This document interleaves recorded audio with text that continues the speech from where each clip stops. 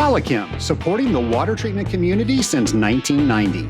Qualichem offers some of the best formulation expertise in the industry. Qualichem offers a wide array of house formulations, or Qualichem can help you with your own formulations. At Qualichem, we never sell direct to the end user, so you'll never have to worry about competing with your blender. To find out more about Qualichem, go to scalinguph2o.com/Qualichem. Once again, that's scalinguph2o.com/Qualichem. At Qualichem, we know the blender matters.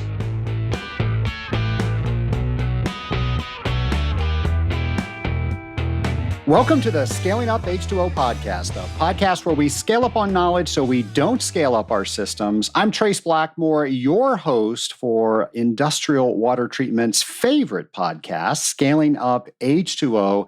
And Nation, I love looking into the future, into the calendar, because we have Legionella Awareness Month coming up August 2nd. So the whole month of August, we're going to have a brand new episode for you starting August 2nd on learning more about Legionella. Now, we started this a couple of years ago. We started this during COVID when all of the conferences were canceled and people still wanted information out there. And you might remember that's when we brought Janet Stout on the podcast, and she's been on so many times. She is an amazing returning guest. Of course, she literally wrote the book on Legionella, and she told us that we were having a party in our pipes. And that party in our pipes was allowed to just grow and grow and grow because of all the stagnation, because we evacuated all of our buildings. And then everybody came back, and that party was now in the cup or whatever the water was going in. So we had that issue with the HVAC. We had that issue with the domestic water. And we brought Janet and so many other professionals on to help make us aware about what was going on with that. So when we were speaking with our customers, we could give them the best information possible. Well, that's how Legionella Awareness Month started. We had to get that information out there, and we were not going to conferences. So we have been doing that each and every year, so you know what's going on with Legionella, with other pathogens, so we can better educate ourselves, so we can get better education to our customer. And we all know that through education, people are able to make better decisions because they're making educated decisions, not decisions based on fear. And that's why we do Legionella Awareness Month each and every year. So mark your calendars for that. By the way, those are our most traded shows, our most shared shows. And I've told you on several podcasts, there are a lot of teams that will assign podcasts, and then at their company meetings, they'll dissect the podcasts and try to get more technical information. I have heard more people using the Legionella Awareness Month episodes more than any of the other episodes. But let me tell you, the other episodes are used quite a bit. I love it when people in the Scaling Up Nation tell me creative ways that they are using the content that's created by the Scaling Up H2O podcast. So keep that information coming.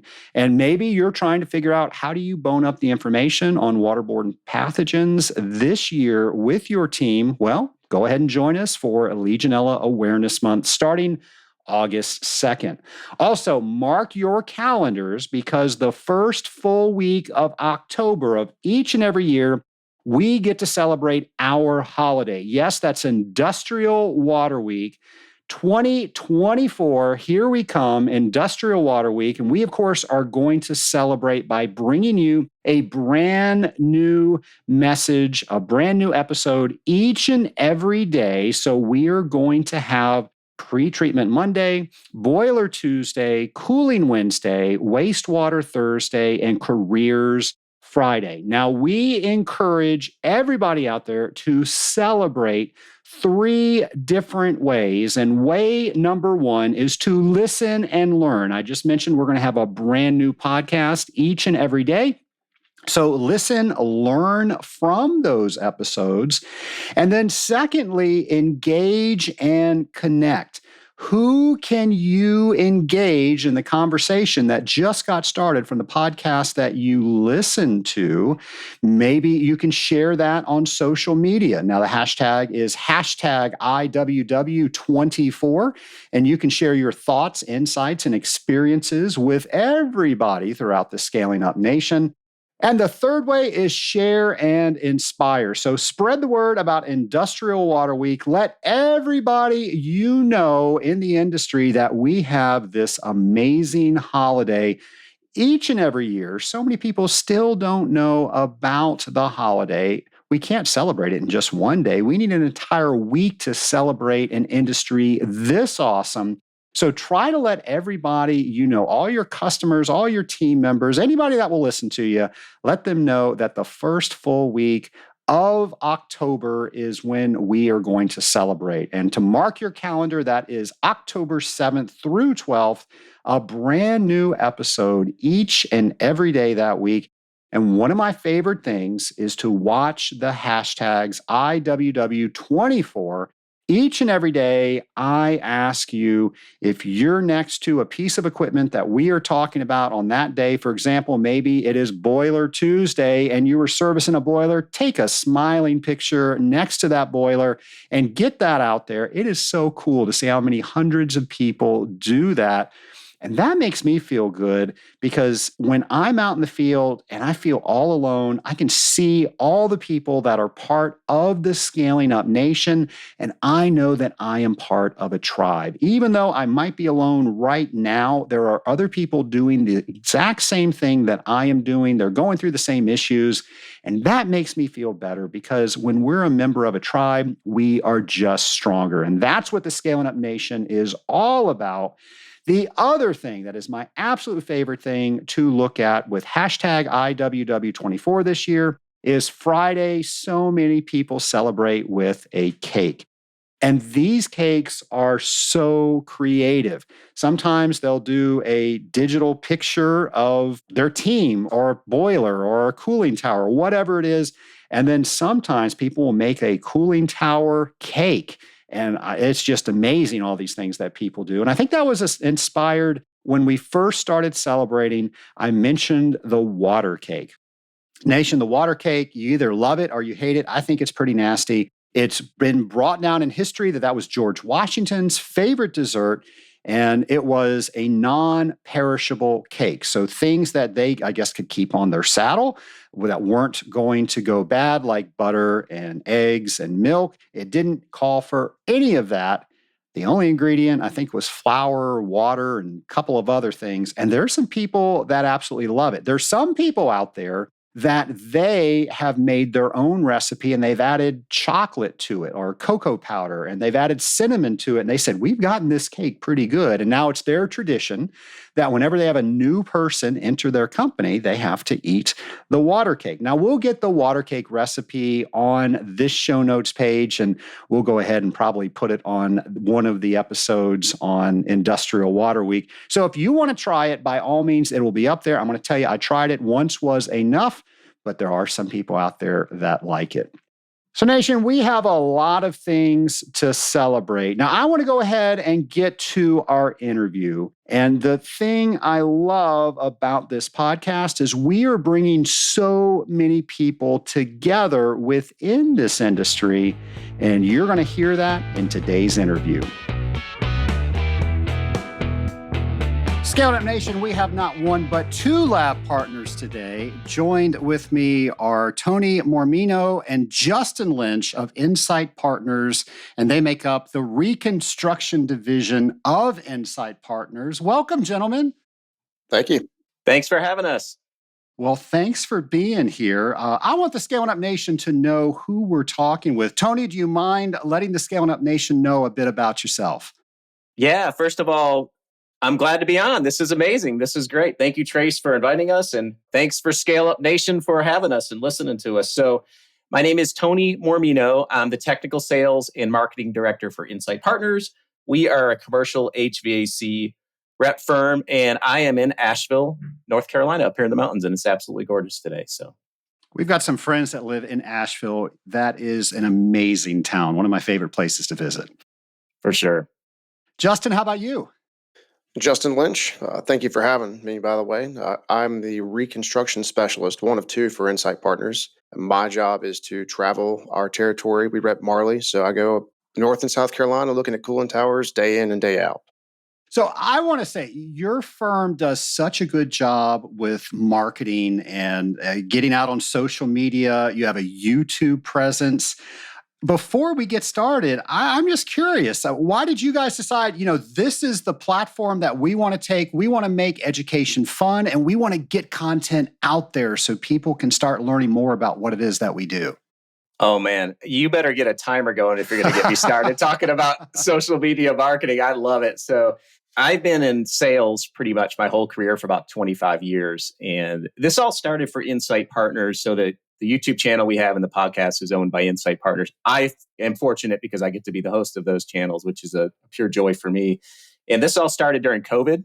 There was something called COVID your listeners may have heard of, right? Like this happened. I think we might have been familiar with that. A little bit, right? So for us, like getting in front of our customers is extremely important. So when COVID hit, we were all scrambling. I think y'all could remember like everybody was getting on Zoom, like, what is this Zoom thing? And we'd have these presentations on Zoom and there'd be like 300 people on there, because it was all novel and new. And we were just trying to get in front of people. So, wow, that fizzled out over time. People were like, okay, Zoom meetings are boring now. I'm sick of them. So we started using these tools like the podcast and the YouTube channel to reach customers. And, what we have learned through marketing, and this is a great lesson for anybody if they're starting out or they've been around a while, like the best way to market is to give away content that helps grow your audience. Like exactly what you're doing here, Trace, with this podcast, right? Like you're giving away content. You bring people from point A to point B on their journey, whatever that journey is of success, and it educates them and you grow your company and grow your brand. So that's how we do it. That's why we use them. We love it. It's been a fantastic tool and a way for us to give back. So we thoroughly enjoy it. Tony, I think the first thing that I saw of your content, you did something on wet bulb and dry bulb. And I'm like, oh my gosh, he's making this fun and interesting. And how do you make wet bulb and dry bulb fun and interesting? But you managed to do it. Yeah. My wife says we're the king of the nerds. That's what she describes us as. I'll take that. I've been called worse than that. So. Justin, Tony, I'm excited about this episode because we're a nation of water treaters that listen to this podcast. And now we're going to get some insight of what happens when water treatment maybe isn't perfect. What happens when we have to replace cooling towers, other pieces of equipment. We're going to get the other side of the story from you guys today. So I'm just going to start it off with a very general question. You've got tens of thousands of water treaters listening to you today. What do you want to make sure that they know from the position that you're sitting in? We are not water professionals. We just know what poor water quality or lack of water treatment or overtreatment can do to a tower and the system that it serves. So here to give you our view of it, where you may be in a facility day to day or week to week, knowing the issues, we come in and take a look at a tower that we may not have seen in 5 years. So we have a very face value look at it to see what's going on. And then from there, we begin to dig into what is the root cause of the problem. Oftentimes, that problem is water quality. Well, let's continue with that. What is the most common water quality issue that you guys are seeing, since we have now a nation of water treaters that are listening that can help you not see those things anymore? First and foremost, you walk up to a tower, it's scale and biological buildup. It's going to be typically on the fill media. I'm sure that's the case with everybody else. Normally, your scale on the louver face, it is not a big issue. It could be purely cosmetic, but if it begins to grow and start restrict airflow, you're going to see a reduction in performance. Same thing with biological buildup. It can restrict airflow at the louver face, reduce performance, and reduce the overall efficiency of the tower. If you get too much of this scale and build up in a tower, it can cause clogging within the fill media. If you get too much clogging, you'll see what's called plugging, where the water cannot travel the length of the fill from hot water basin to cold water basin in a cross flow tower, and you'll see little streams of water coming out of the louver face. That's when you know that you have a serious concern. So that's something you can identify the first minute you're on site of, hey, there's an issue here. Other things we could see is premature corrosion, whether it be on casing panels, the cold water basin itself, hot water basins, the mechanical equipment inside that's in the airstream, some of which can be mitigated. If it's a light corrosion, you could typically profile and coat it. Sometimes it's going to warrant component replacement depending upon the degree of degradation in the material itself. Sometimes there's enough corrosion that we see right up, 2 minutes looking at the tower. It's not worth repair, and it's going to render a tower replacement. This is something that is not necessarily efficiency related, but when a customer is expecting a certain amount of life expectancy on a tower, and we're telling them 5 years in they need to replace it, it's definitely not a tower issue. It's a water quality issue. A lot of times you'll see reduced maintenance based upon water quality.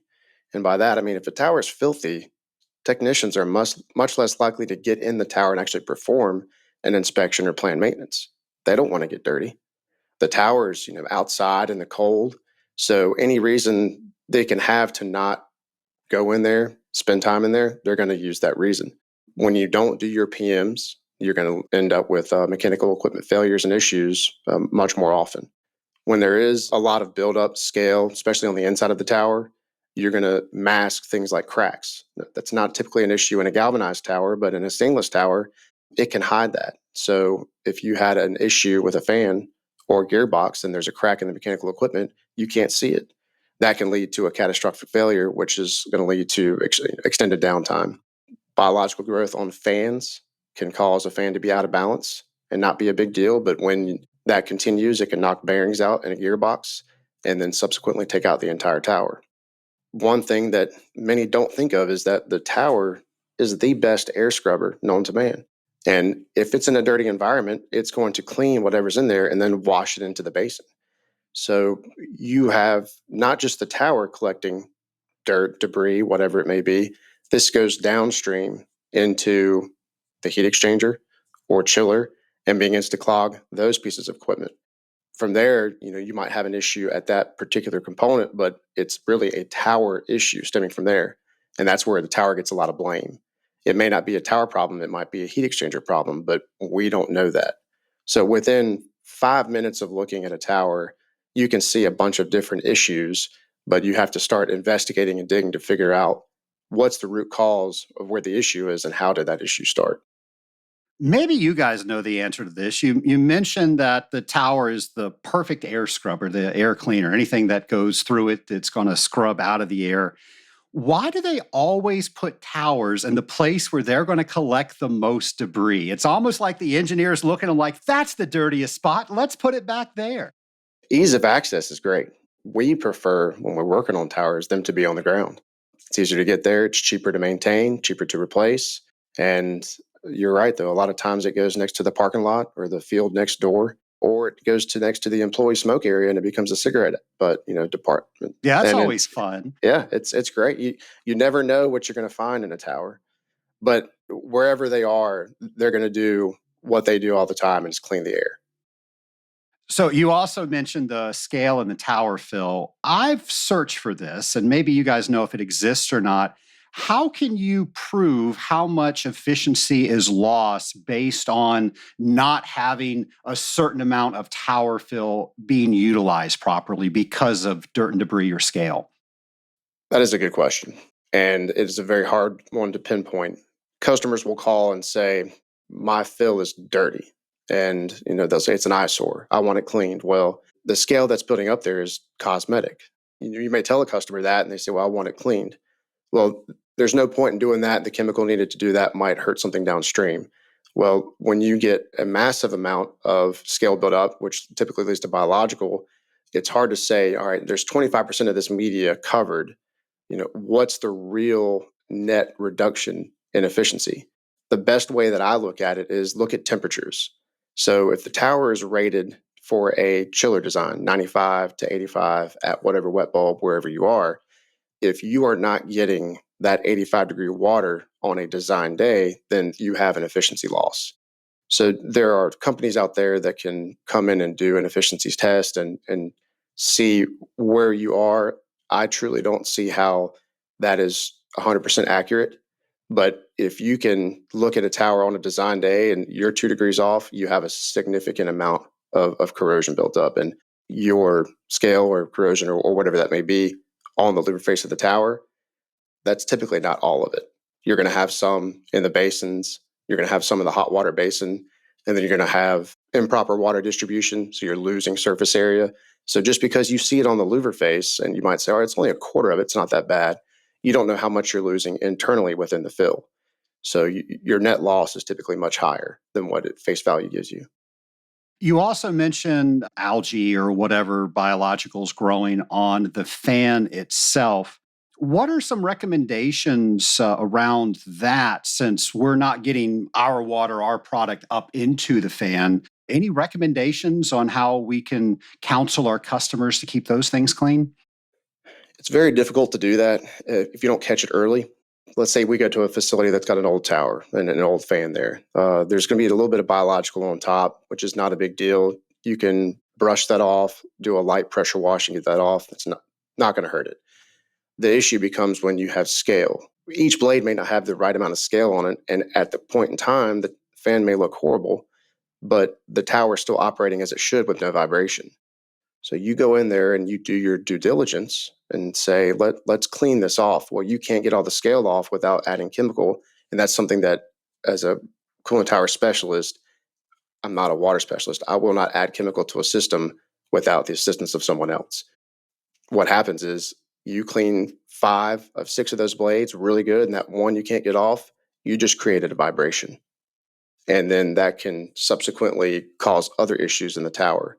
So if you get into it and you see there's an issue, if you can correct it 100%, you can do that. Otherwise, it's just trying to mitigate the buildup on the mechanical equipment. Most of these towers that we see those issues on have 15, 20 years of life on them. New towers that have had chemical treatment from the start, you shouldn't see that so much. All right, so watch out for the biologicals on the fans and the evaporative salts. Great advice. Tony, we've got a problem as water treaters where a lot of times we will recommend that we make some changes to better their water treatment program.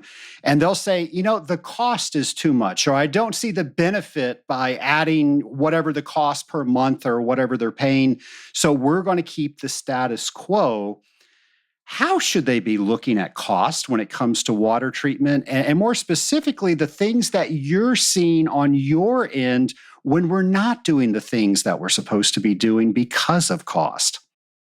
Yeah, great question. So thanks, Justin, by the way, for your answer there. I actually learned a few things there. So when Justin was talking about the tower, I kept hearing the words domino effect in my head. So one thing I would say to the listeners, if you're not familiar with the total chill water system, you might spend some time, looking at some YouTube videos and stuff on that, because the tower is just one specific part of a system. If that's not working right, if you can't get that 85 degrees to the condenser of the chiller on design day, you can't get the leaving water temperature possibly you need out of the chiller, right? So if you're looking for 45 degrees, but you're getting 47, 48 degrees, then that's getting to your coil. Then you can't get the leaving air temperature you need off your cooling coil, okay?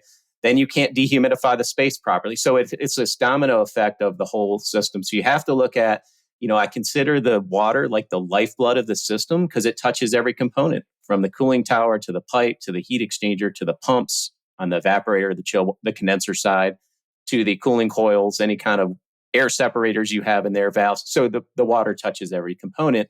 And the heat transfer is, kind of an important thing when you're flowing water through coils and heat exchangers. Heat exchangers can get clogged.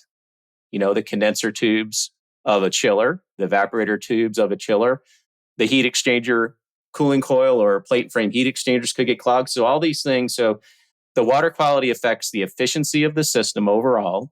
It affects the maintenance of the system. And it also is a wear and tear issue, right? If you got dirty water, my experience is more with the dirt side of it. It's like liquid sandpaper running through the system, right? And it's something that's not seen on the closed loop side. You see it on the cooling tower, but on the chill water side, you don't see it. And it's amazing. Like I'll share some stuff later, but like some of these samples we've seen that I have examples of, like the water's almost black, right? So if you think of taking that and making it clean, just the ROI on that has to be significant. The According to the Department of Energy, 40% of the commercial buildings consumption is in air conditioning systems, right? So if you could just save 5% of that 40%, I mean, it's an easy calculation on your bill. I think a safe assumption would be 10% if you got your water clean and treated properly. It's a quick math problem. You just quickly say, well, okay, it's going to be this many dollars per month to treat it. Here's what I'm probably going to save reasonably. And then you just make the decision. It's the low-hanging fruit of the green buildings as far as I'm concerned. Wait to get the solar panel and the wind turbine. Clean your water first, clean your filters, clean your tower, clean your coils. Like that's my message. Make sure you do it in the right order. The low-hanging fruit. Yeah, exactly. I remember BOMA. It was back in the early 2000s, and I'm going to see if I can find a copy of it. They put out an article, and BOMA is Building Owners and Managers Association for our listeners, if you're not familiar with them. They said if you're running a tower, chiller, mechanical room, here are all the costs that you're going to have in a pie graph. And it was, it's amazing how much electricity that chiller actually takes on. So that was eye-opening for some. But then they had a tiny little sliver, and it almost didn't even make it. It was so wafer thin. I'm doing Monty Python here. I don't know why I'm doing that. But anyway, with that, it was water treatment, and it was less than 0.5%. And we're talking about the cost of less than 0.5% that protects the entire piece of the pie there.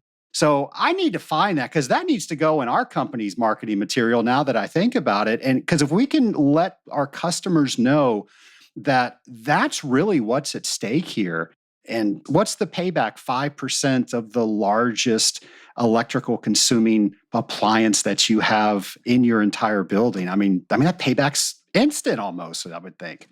I would think too, especially if it prevents you from adding another chiller, which happens often. We need to add more capacity. Adding more chiller is not cheap. It's very expensive to do that when you could just clean your water. Many customers don't have redundancy. And that's something that we beg for because it helps maintenance ability. It ensures no downtime, because downtime is lost profit. Well, for all intents and purposes, I think water treatment's pretty cheap. So does BOMA. Well, when lost profit, if a facility's making $1 million a day, and when your tower goes down or heat exchanger chiller goes down and you can't get one for 4 months, or we can't get parts for 8 weeks, what is the net profit loss over that time versus actually treating your water? So a lot of customers will look at maintenance or water treatment as a cost. They just say, I can't afford it. I can't afford the downtime. Well, there's a lot more downtime at stake by not doing it. The thing in maintenance is pay me now, pay me later. It sounds terrible, but it's true in every aspect. So by doing that and being on top of it, the cost, I think, overall are significantly reduced for owners, property managers, if they actually take the time to do it. Speaking of redundancy, a building's not going to have any built-in redundancy in most cases, but you go to a data center and they maybe have 5 extra chillers just in case for redundancy. The issues that we see on our end is we don't get runtime on some of those extra machines that they're adding for redundancy. And we try to counsel the customer that we've got to run these. We've got to get our products through there. We have to make sure that we have flow for the dynamic effect for everything to work.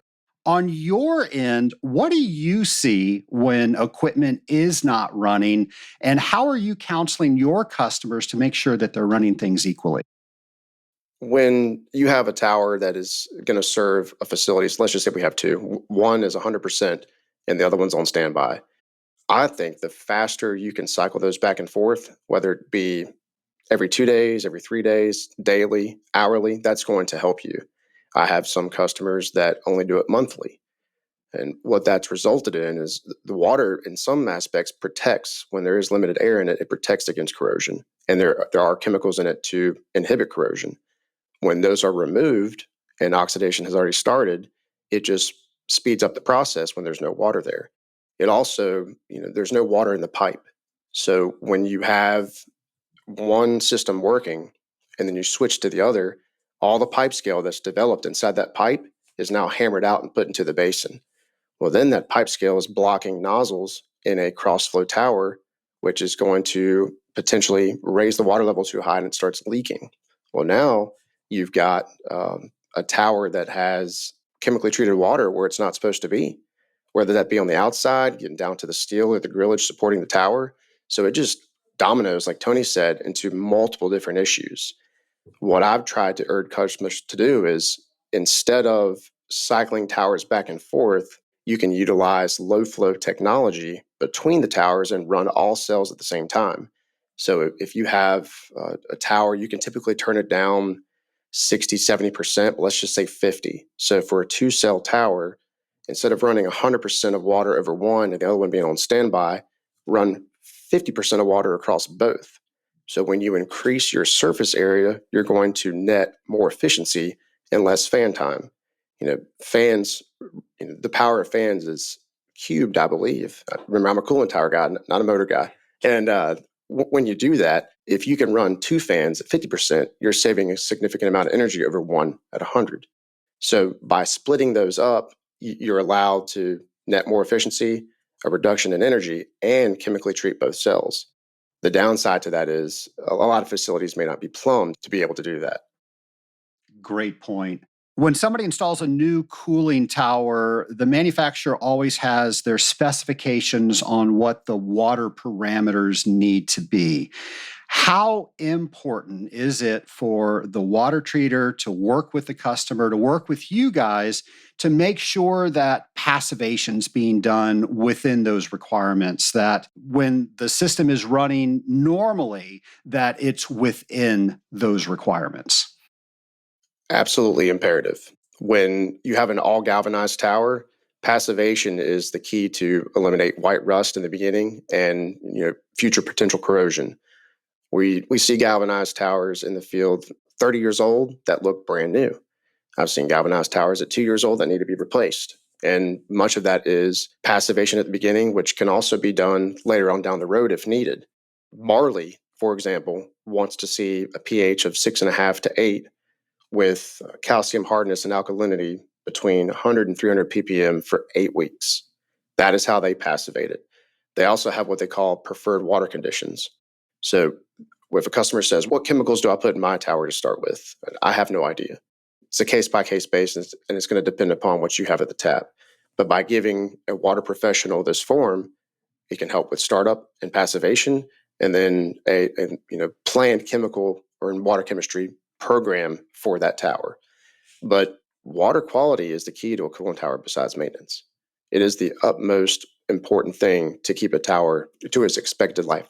And without it, the customer is going to incur a lot of cost. Stainless towers, I don't see it being as much of a concern. Wood towers, fiberglass towers, but there are protocols for each. Galvanized being the most important and also the most popular today with a factory assembled tower. But each one needs to be treated at the start and done so throughout its life. Otherwise, it's just going to have a very short life. Cost is definitely a theme on today's show. So let's say, for example, the customer now needs to purchase another piece of equipment because we have to feed acid in order to suppress the pH, and they don't want to do that. And now we're not able, as water treaters, to fulfill the requirements that the manufacturer says we need to do. What do we do about that? That's a tough one.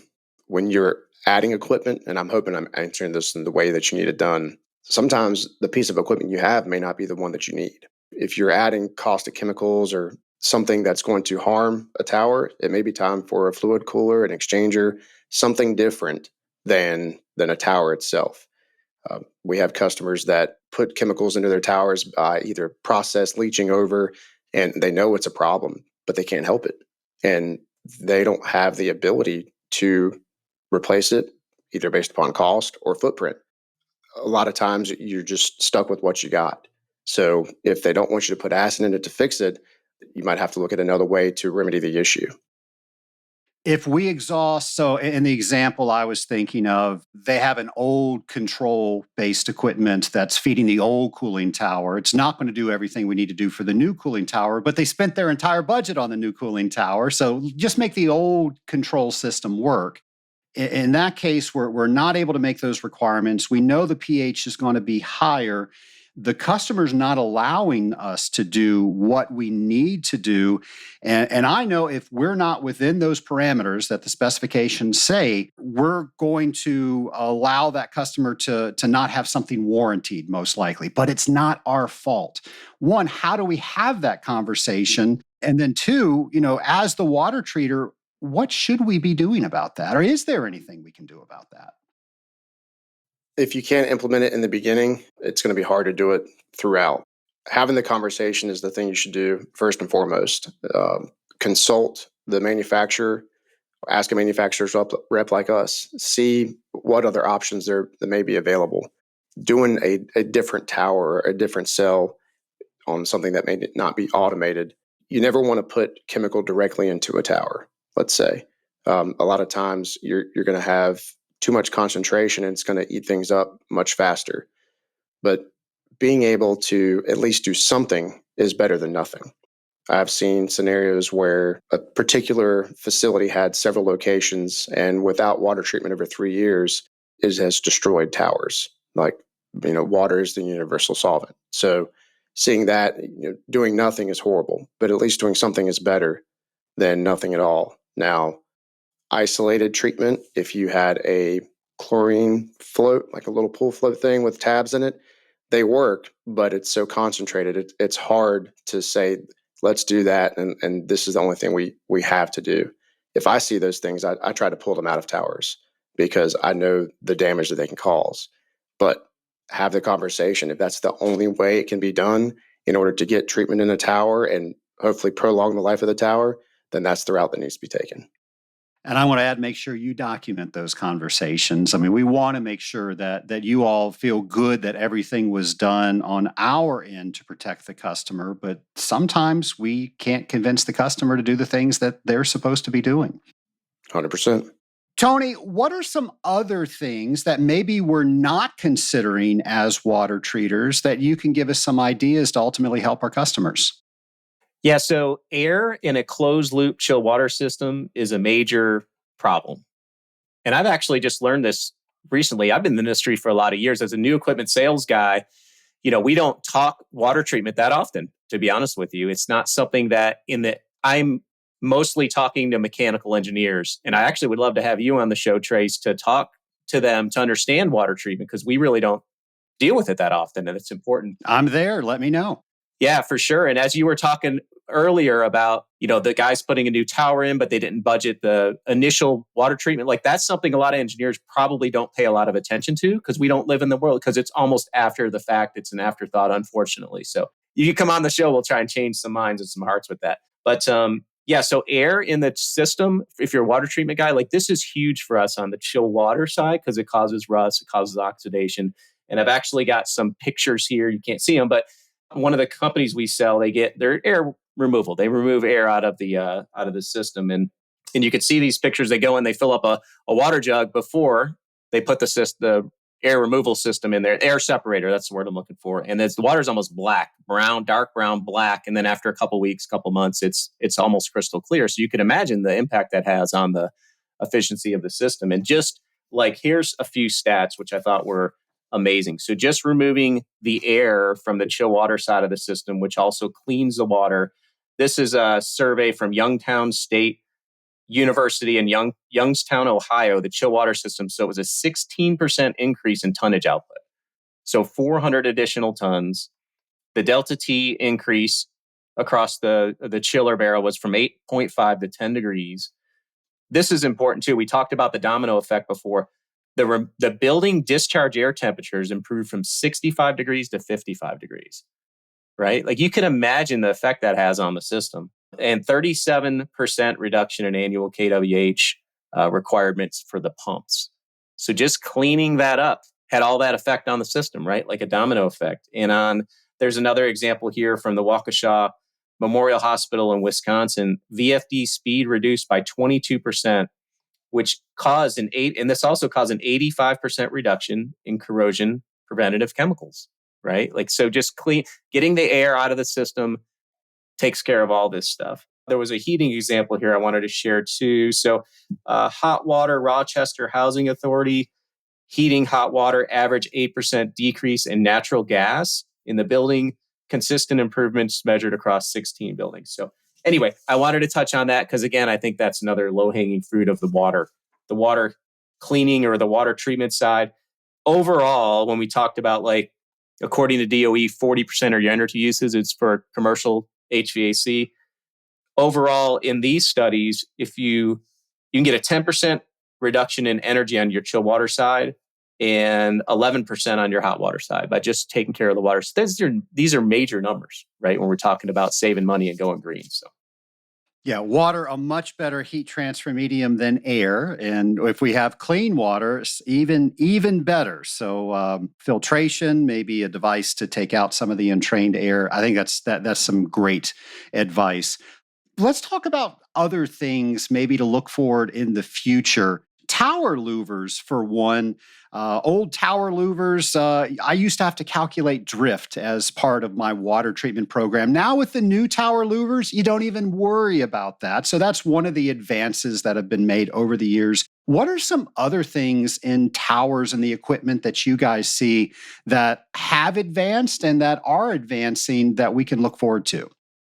Within towers, especially new towers, one of the best things you can install is sweeper piping. So that's going to agitate the cold water basin and get the dirt out or other debris inside, and then use some type of side stream filtration, whether that be sand filters, centrifugal separators, disc filters, all of which have their pros and cons. You get more with more cost, but in the end, that right there is the best thing that I've seen keep a system clean. Customer was cleaning his tower daily. Not dirty enough to clean daily, but it was his baby and he wanted to take care of it. We installed sweeper piping and a disc filter, and he said, I can clean this thing monthly now. So it freed up an hour of his day every day. And then subsequently, inside in the system, everything else was much cleaner. Same thing goes for your heat exchangers. When the tower's dirty, it's going downstream. So when your heat exchanger clogs, you might have a reduction in heat transfer between the exchanger and the chiller, but you don't see it in the tower. So keeping that clean just at the tower is keeping the whole system clean. There have been many advancements in the tower as far as fill changes, the depth of fill, the types of drift eliminators and louvers inside, and they have helped significantly. But overall, a tower is still a tower. A lot of the technology that's used there has been around since the 80s and the 90s. Small improvements have been made, but the next change just takes a lot of money to do so. So with supplemental filtration equipment and water treatment, that's really the best way to keep the tower and the system that it serves up and going. Since we've got the equipment guys here, we've got the water treaters together, how do we ensure that we collaborate together? So maybe a customer's having an issue or they want to replace some equipment. How do we make sure all parties are talking so we're getting the best information, not only from and to each other, but to our customer? I mean, can't we just all get along? Right? I know, right? I think more information like this, right? Like, I know very little about water treatment, to be honest with you. I've been in the industry for 25 years, but I'm so excited about bringing some of this content to our listeners. I think what's coming to my mind, and I don't know if this is on track or not, but like cooling towers can't get much more efficient. Chillers cannot get much more. Like we're squeezing every ounce out of a package rooftop cannot get much more efficient, right? We had a guest speaker on our podcast who's a industry leader in ASHRAE and does all these talks about building modeling. And really, we have to start looking at the building as a whole, the water treatment, the maintenance, the cooling tower, the chillers, the controls. Are the maintenance guys educated on the system? These systems are getting more and more advanced as we go along. And you might have, Boiler Room Bob's there for the first 5 years. He leaves, a new guy comes in. He doesn't even know what's in the system, right? So better education, better modeling, looking at the building as a whole and focusing on the building itself. Like there's a big push from the AC guys, like, hey, before you come to us and start squeezing, because we're at the point now where to get another 1% of an air-cooled chiller, you'd have to put 40% more metal into it. It's just not, the juice is not worth the squeeze. But what are we doing with the building envelope? What are we doing with insulation? How are the windows? What is the lighting? So that, from when you're saying collaboration, that's kind of what I'm thinking is like from a whole built environment standpoint, all this stuff needs to come together. Just changing the chiller out if the building envelope is loose doesn't do a whole lot. So, Justin, same question. I think it could be as simple as if you go to a facility and you meet a water professional, get their info, develop a relationship with them. I have had the privilege to do that over the past several years, and it has not only led to increased knowledge on both sides, but business on both sides. If I don't know, I'm not afraid to ask. You're always supposed to be the expert in what you do, but everybody has the ability to learn. So when a water professional friend of mine calls and says, "Hey, I've got this issue, what's going on?" Have the conversation, teach them, coach them, and vice versa. I can learn a lot from your audience and you of better ways to approach what I see. Because when I go to a tower and I see scale, I don't necessarily understand why it's there, but I know what it does.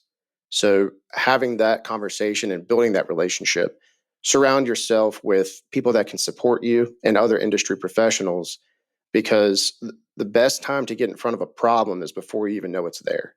And oftentimes with what I do, I'm there on the backside. And many water professionals, I believe, are there on the backside. Someone else has already screwed something up and they're there to fix it. Well, a lot of times corrective action can't be taken to remedy what's going on.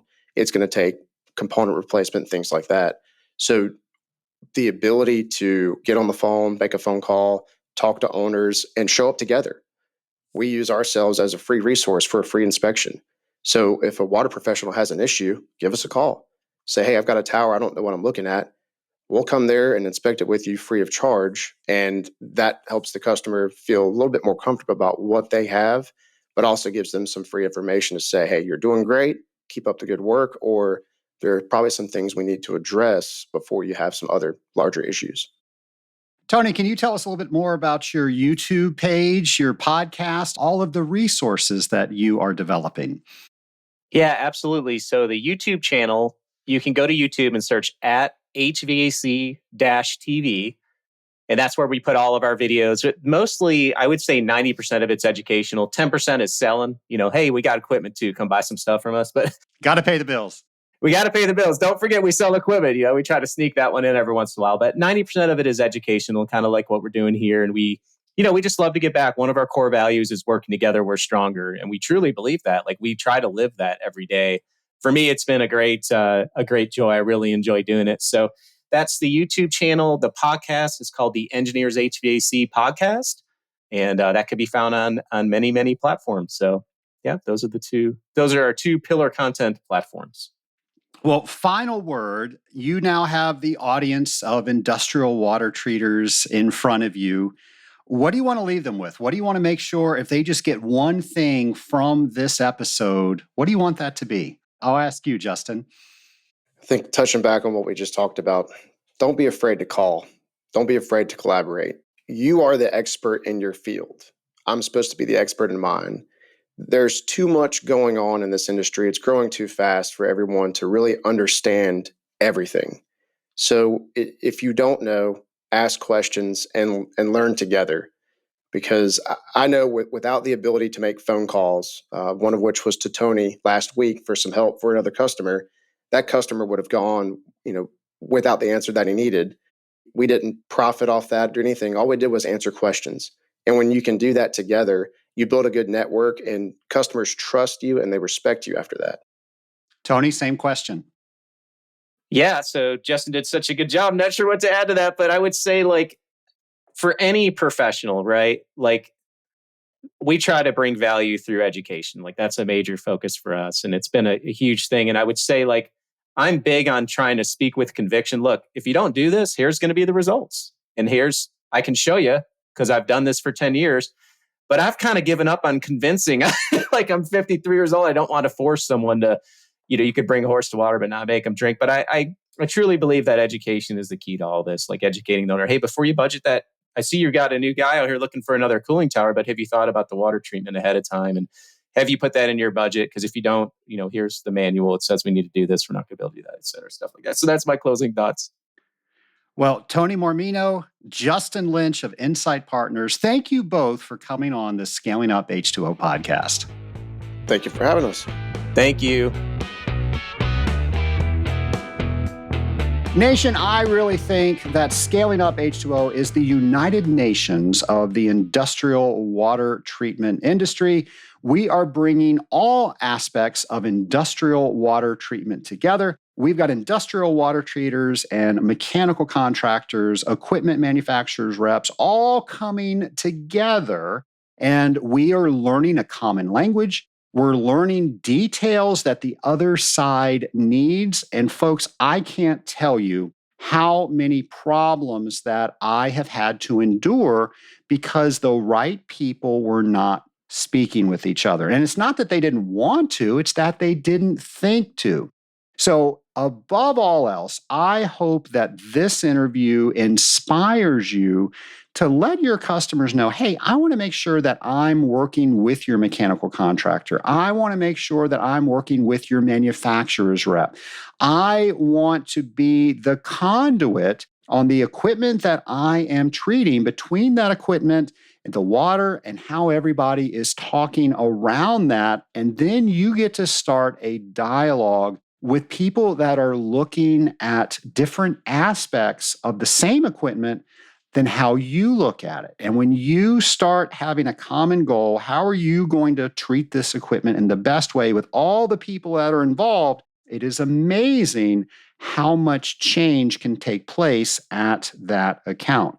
Now, I've mentioned on this show several times that, and I mentioned on this interview, that I have showed up and a new cooling tower was on the roof, and I had no idea that they were replacing that cooling tower. Now, I always blame myself that I could have done a better job. I could have asked better questions. I could have set up, when you ever change your equipment, I want to be part of that team because, hey, maybe we could pre-clean the system before you put a brand new heat exchanger in, and we don't need to get all that dirt that's in the system in that new heat exchanger. People just don't think about that unless you're an industrial water treater. Well, if you're a manufacturer's rep, you're not thinking about the things that they are. So set that conversation up early before they're changing equipment, and then they'll remember it when they actually do. And now that you're involved, maybe they're not thinking about stainless steel basins. Maybe they're just going to do all galvanizing. And now knowing what you know about corrosion and galvanic corrosion in a cooling tower and white rust, you can start that conversation. Maybe you can share a podcast about white rust, and that gets them talking. And they said, you know what? We can actually find some money in the budget to upgrade a feature of this cooling tower. You know what? We weren't thinking about changing the air handler in this system, but I didn't know it had a leak. And now that we know that it has a leak, maybe we go ahead and put the repair of that on this capital expense, even though we're changing out the cooling tower. Now we don't have a leak in the closed loop anymore. So, Nation, when you're talking, you can solve tremendous problems. And when you're involving other people across the table, they're going to help you solve your problems because you're helping solve theirs.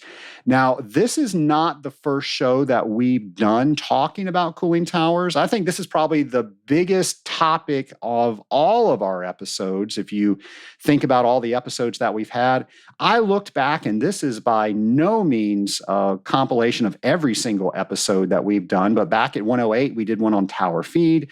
Episode 137 and 138, we did one on cooling towers.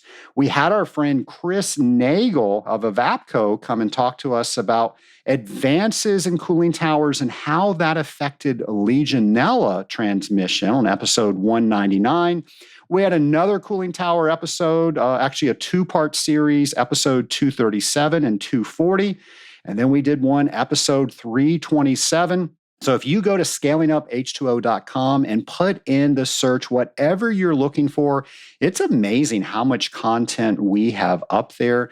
And just the other day, I was Googling something, and the first reference that came back was my own website, Scaling Up H2O. And I thought that was pretty darn cool. So go on up there, search for what you are looking for. But if it's cooling towers, I guarantee you are going to find a lot of information about that. Something else you will find on that webpage is our events section. And I want to tell you about a few, but if you want all of them, go to scalinguph2o.com/events. and you will see everything that we know that's going on in the water world. So the Association of Clean Water Administrators is having their annual meeting August 21st through 23rd in New Orleans, Louisiana. What a great town. So this is opportunities for all their members and state legislators to get together, network, and share best practices and meet with other water partners and co-regulators. We'll have that on our events page, as well as the Global Water Expo. This is in Saudi Arabia, September 9th through 11th.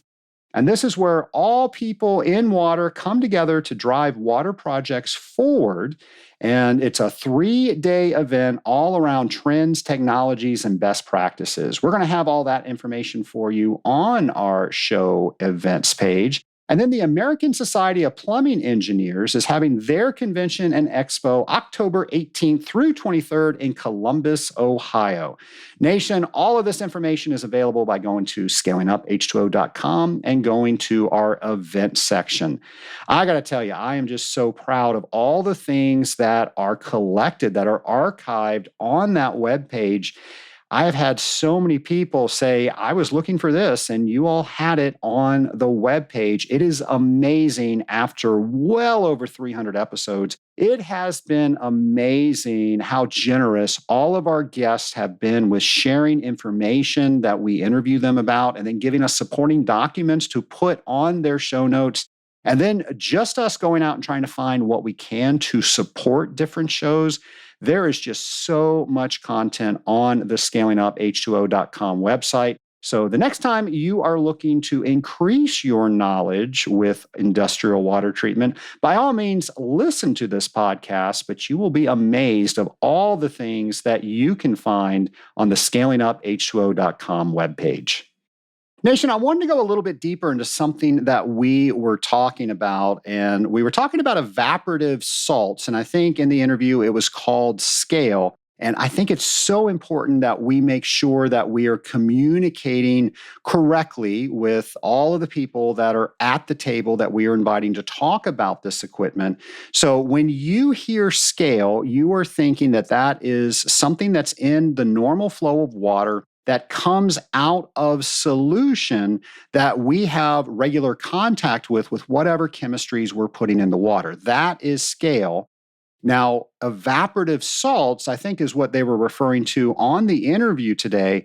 And that's where highly concentrated water is being flicked out. Is flick a water treatment term on maybe the tower louver or maybe the fan itself? And it dries, and of course, the solids that are in those evaporative salts, the solids in the highly concentrated water, that's what you're seeing. So we don't consider that scale, but I think it's important that you know that if you are not an industrial water treater, you're going to assume that that is scale. Now, exactly what they said is 100% true. It is going to throw the fan off balance. It is going to starve the tower for air. It's going to make it less efficient, and we need to get that cleaned off, but it's not necessarily a function of water treatment. It might be the last time that the louvers were cleaned, somebody cleaned it with a laser-powered pressure washer, and they just cut up all the louver material. And now they make it where the water is able to fling out. There might be a whole host of reasons. Normally, these are mechanical, not chemical. But again, this is why it's so important that we all come to the table with the information that we have, because we are all helping each other. And Nation, as always, our friend James McDonald is making sure we get even more content to add to our webpage each and every week. So here is a brand new installment of Drop by Drop with James.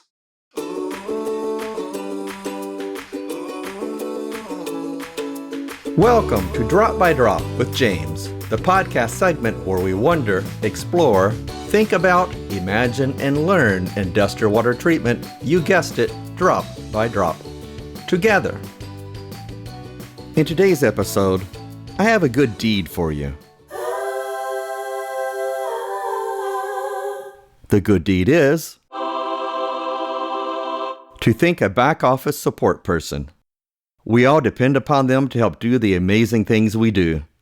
Thank the admin assistants, chemical blending personnel, equipment manufacturers, customer support people, corporate engineers, technical folks, schedulers, shippers, marketers, IT support, etc. Put a genuine smile on someone's face within your own company. I'm James McDonald, and I want to encourage you to be like water by forming bonds with those around you, dissolving new knowledge, and making worthy ripples, drop by drop. James, as always, thank you for that. And Nation, thank you for tuning in to the Scaling Up H2O podcast.